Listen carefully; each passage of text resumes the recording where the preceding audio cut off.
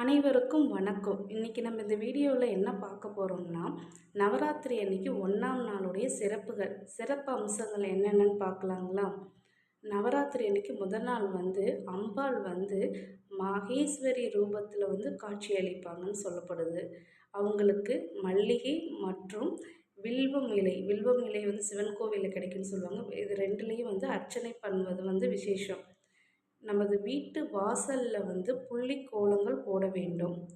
நெய்வேத்தியமாக அம்பாளுக்கு வெண்பொங்கல் கொடுப்பது விசேஷங்கள் மற்றும் காராமணி சுண்டல் இதெல்லாம் நெய்வேத்தியமாக வச்சு நம்ம படைக்கலாம். 9 நாட்களுக்கும் பிரத்யோக ராகங்கள்னு இருக்குது.